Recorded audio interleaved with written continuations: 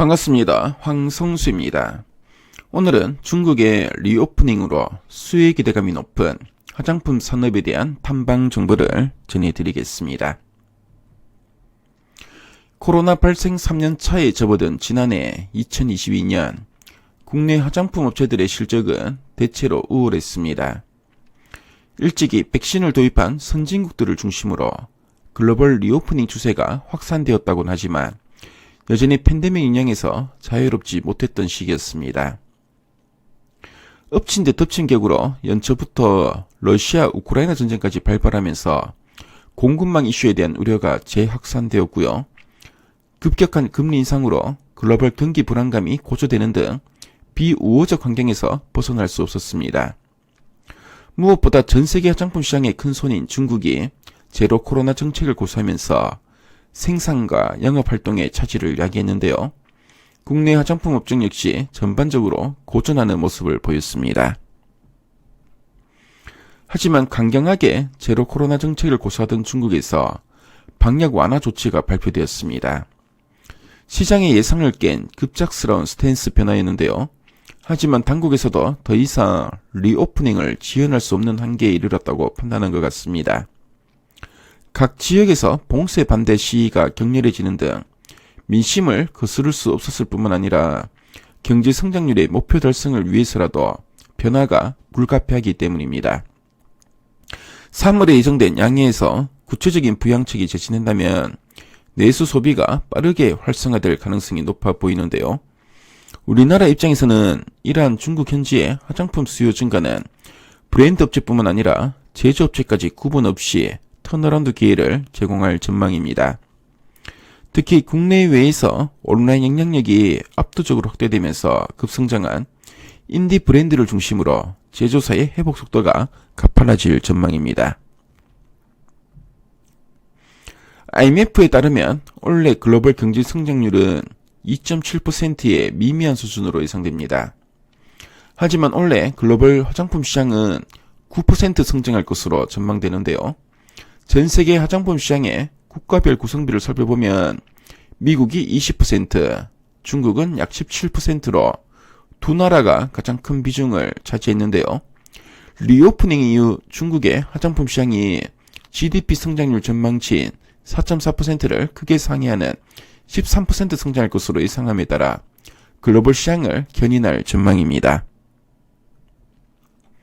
또한 비중국 지역에서도 실적과 멀티플 레벨업을 위한 기반을 꾸준히 확대해 나갈 것으로 기대됩니다. 최근 5년여간 중국 시장이 주춤하는 사이 국내 화장품 업체들은 비중국 지역으로의 활발한 진출을 위해 채널 정비와 M&A 등 적극적 전략을 구사해왔습니다. 이러한 노력이 점차 가시화되기 시작하면서 유의미한 실적으로 연결되는 업체들이 생겨났습니다.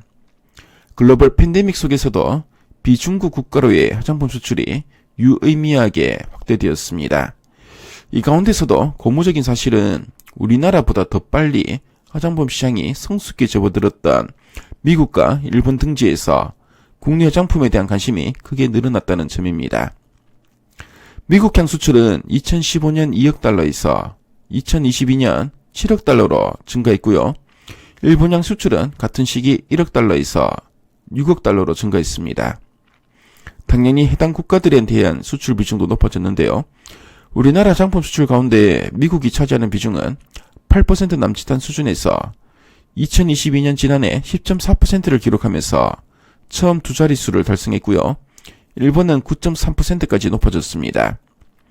일본의 경우 특히 색조 화장품에 대한 수출이 크게 증가하면서 전체 국내 색조 화장품 수출에서 22%의 비중을 차지했습니다. 향후 기타 지역의 높은 성장성에 힘입어 우리나라 화장품 업체들은 다시 한번 도약하는 발판을 마련할 전망입니다.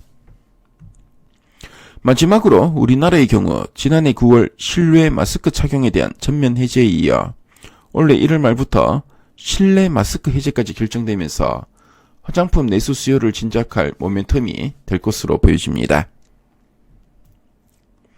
올해 2023년 주요 화장품 9개 업체의 합산 실적은 영업이익이 전년 대비 44% 이상 성장할 것으로 전망됩니다.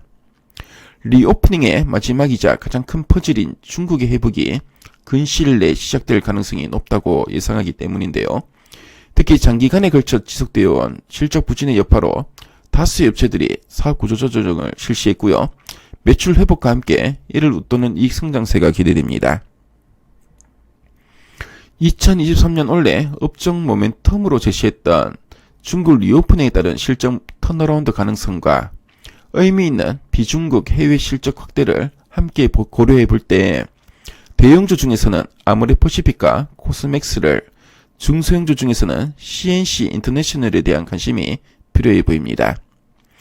먼저 아모레퍼시픽은 중국에서의 리스트럭처링을 통해 설화수에 집중한 수익성 중심의 운영으로 영업이익이 개선될 전망입니다. 비중국향 매출도 빠르게 성장하면서 외형 확대를 동시에 누릴 수 있을 것으로 판단됩니다. 국내 사업도 중국인 인바운드 유입을 통한 면세 채널의 회복으로 안정적 성장을 지속할 수 있을 전망입니다. 코스맥스는 국내 화장품 제조업체 가운데 가장 중국의 비중이 높을 뿐만 아니라 국내외에서 리오프닝 기조가 지속되며 색조 시장이 강한 회복을 나타냄에 따라 이에 대한 수혜가 클 것으로 예상됩니다. 또한 만성적자 법인이었던 미국의 구조조정 완료에 따라 연간 200억 원에서 300억 원 수준의 순손실이 대폭 축소되면서 수익성 개선 효과가 나타날 것으로 기대됩니다. 마지막으로 CNC 인터내셔널은 립 메이크업 제조업체인데요.